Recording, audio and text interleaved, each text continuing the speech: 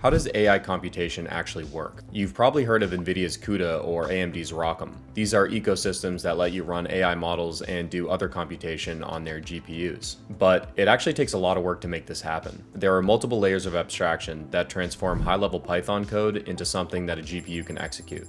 This bridge is called the compute stack. Today, you're going to learn what each layer in this compute stack does so you can understand how AI models run on GPUs. We'll start at the base layer and work our way up, and then at the end of the video, we'll trace a PyTorch command all the way from Python down into the GPU. Layer 0 is the hardware, the GPU itself.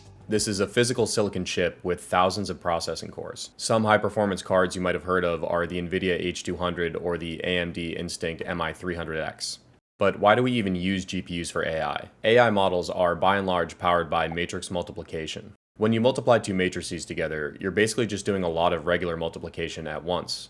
Regular multiplication is called scalar multiplication. There are two important details here about scalar multiplication. The first is that scalar multiplication on its own is very simple. And the second is that in the context of matrix multiplication, each of these scalar operations is independent of the others. While a CPU has to perform each of these scalar operations basically in sequence, a GPU has thousands of processing cores, so it can efficiently perform matrix multiplication by distributing all of these scalar operations across these thousands of cores. While each GPU core on its own is not very powerful, it's powerful enough to do scalar multiplication. And since all these operations are independent of each other, the GPU can do this all at once in one go. Modern GPUs even have dedicated silicon just for matrix operations. These are called Tensor cores for NVIDIA or matrix cores for AMD. Now, the problem is GPUs can only understand very simple instructions. They only understand what's called the machine code for their specific architecture. This is very low-level code for moving things around in memory and things like that. To get the GPU to do computations for us, we need to tell it what to do in this machine language. That's where the kernel driver comes in. Now, before we start, I want to issue a jargon warning. The kernel driver is not the same thing as a GPU kernel, which you might have heard of, but we'll talk more about that later. The kernel driver is the bridge between your GPU and your computer's operating system. It directly communicates with the GPU's firmware to manage resources like memory, power, and temperature, and to send machine code to the GPU's cores for execution. This communication happens over PCIe, which is a really fast way for the computer to communicate with peripherals. If you've ever installed a GPU into a computer, you put it in a slot that looks like this. This is a PCIe connector. It's over this connection that the kernel driver and the GPU communicate. The kernel driver is also the only software layer that communicates with the GPU. All other layers communicate with the GPU through the kernel driver. It's part of the operating system itself, and it will change depending on your hardware. Now, the next layer is the system runtime. System here means the combined CPU and GPU computing system considered as a whole. The system runtime acts like an air traffic controller or a job scheduler for this combined system. It creates packets of commands and puts them in queues that the GPU watches. AMD has ROCr, which implements the Heterogeneous System Architecture standard. This is an open standard defining how CPUs, GPUs, and other processors work together. Now, NVIDIA doesn't have a direct equivalent. Instead, you're looking at the CUDA driver API, but this could really be considered part of the next layer. Alright, that was a lot of groundwork, but the next layer is where AI developers first start to meaningfully interact with this stack. Layer 3 is the programming interface. GPUs are programmed in special languages that are extensions of C++. AMD's ROCm system has HIP, and NVIDIA's CUDA ecosystem has CUDA C++, sometimes just called CUDA. Now, these aren't just libraries, they're proper language extensions introducing new keywords like global for marking GPU functions.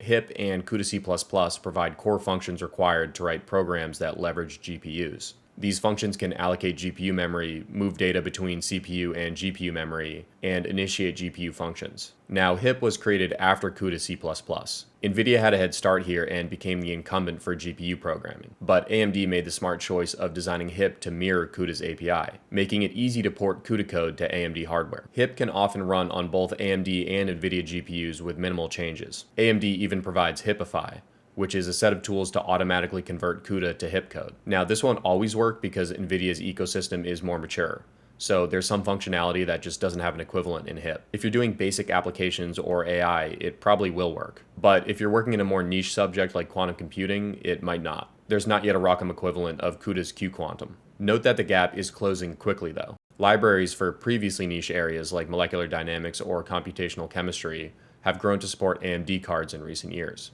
Now, before we continue up the stack, let's understand when and how GPU code gets compiled. As mentioned before, GPUs only understand machine code, and it's just impractical to write AI applications and models in machine code. This is exactly why HIP and CUDA C++ exist, so programmers can write in a familiar C++-based language for expressive and readable code. These programs are then compiled to machine code so the GPU can execute it.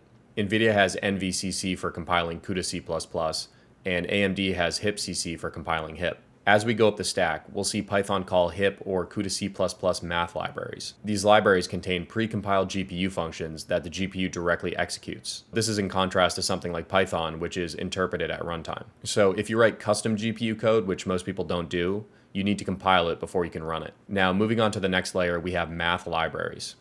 The previous layers provide the interface for writing GPU programs. They translate the C++-esque code that's familiar to developers to GPU instructions. At this point, developers can write the programs they want to leverage GPUs, but many of these programs need the same functionality. This is especially true when we're talking about GPU computing. Remember, the whole point of doing this was to take advantage of GPU's unique ability to efficiently perform linear operations. So it stands to reason that most of the programs written to leverage GPUs are going to want to do these linear operations, like multiplying matrices. Layer 4 provides standardized, highly optimized libraries for these common operations. AMD and NVIDIA, or rather I should say ROCm and CUDA, have their own libraries here, but most of the time they mirror one another. For example, there are ROCm and CUDA equivalents for basic linear algebra operations, linear algebra solvers, sparse matrix operations, and deep learning primitives.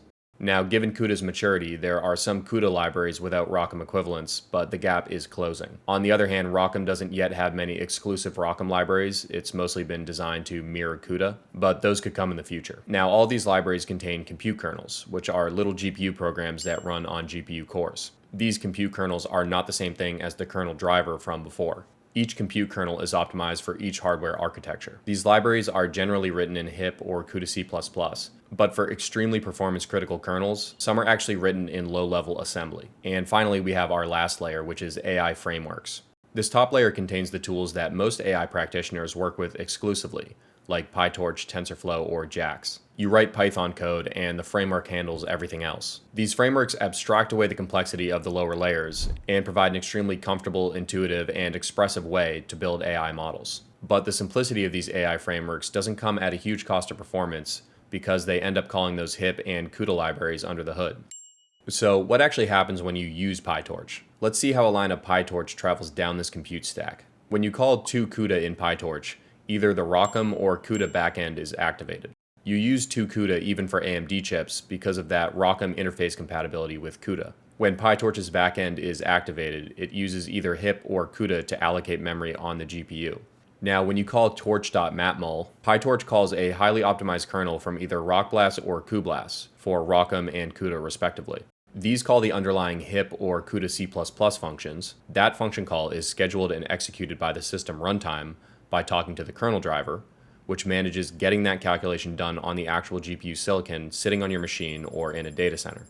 Now, you don't write kernels or manage memory manually. The framework does it all for you. This is what makes modern AI development accessible, and it's part of the reason for the exponential progress in AI in recent years.